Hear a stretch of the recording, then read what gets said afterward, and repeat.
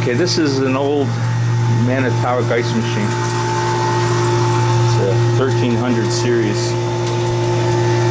This thing is so old that the refrigerant in it is, let me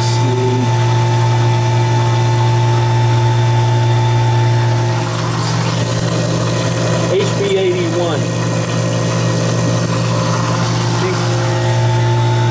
When Manitowoc was using 502, and when they stopped using 502, they switched it out. In 1 year, they put in HB81, and the serial number is 95. It's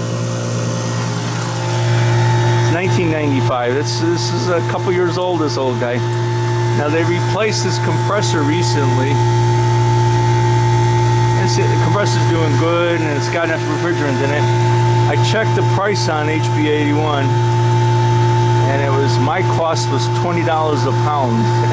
I have some from back 95 as a little bottle. I used it once, and this bottle's been in my shop for that many years. But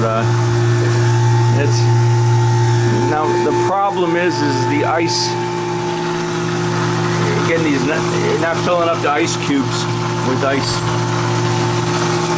If you look over here, the float valve, there's no water coming out of it.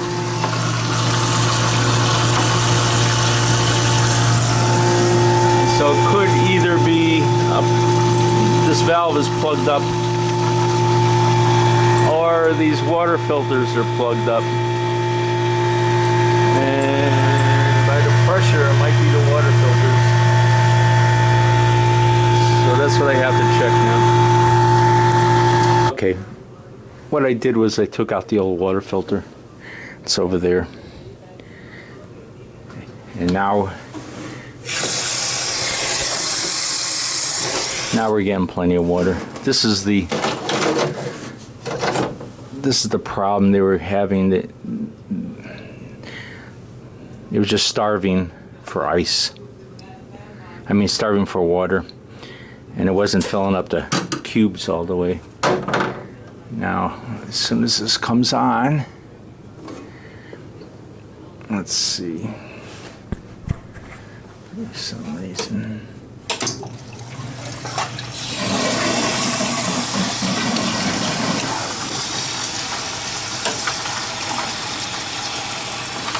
Okay.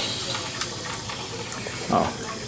This is what was keeping it coming on, was this design so that when the ice in the bin fills up, it holds the door open. This is a proximity switch right here, and when the proximity switches together, she'll go into its defrost mode. But right now there's some ice holding it open, and I'll move it out.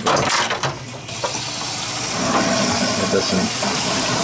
I don't think I like that. Oh, that's not good. Okay. The salt.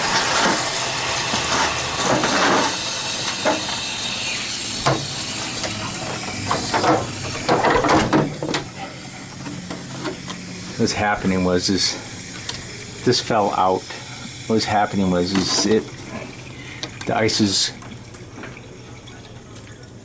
it was freezing up inside the ice, and then when it did fall out, it pulled a big chunk of it, pulled this sensor out. What this sensor is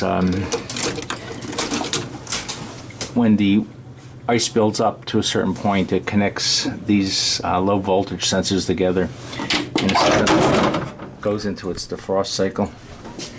So let me get my hammer out here and just carefully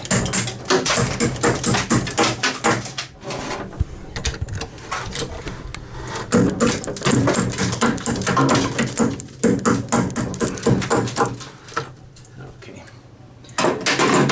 Now it's supposed to be a few 1/16 of an inch thick difference here, and you need this space so that all the cubes are connected by a bridge, and that's the bridge thickness control. Let's put this back on.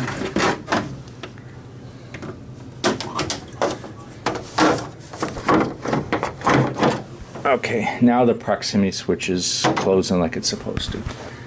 Now it should fire up for me.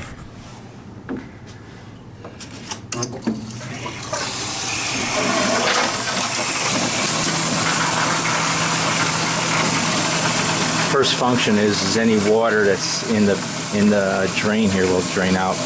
What the system does is it takes a portion of water in it, and out of that portion of water it freezes the pure water into the cubes, and the remaining water has the minerals in it. So at the end of the cycle, the pure water is frozen into ice, and the remaining water is minerals that gets dumped down the drain.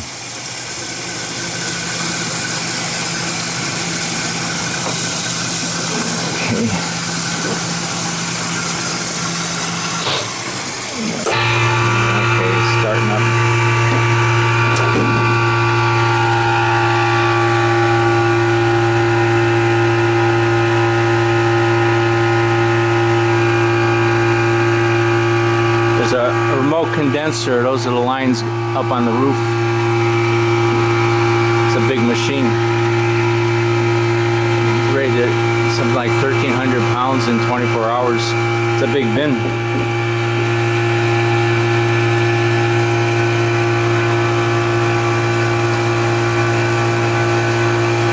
See, now we're getting good water circulation. There's a little bit of ice in there that'll melt.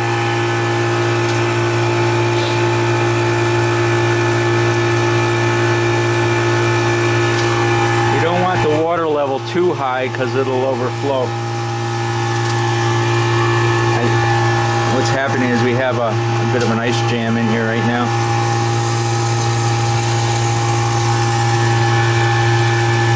The water level should be up above the water pump a little bit.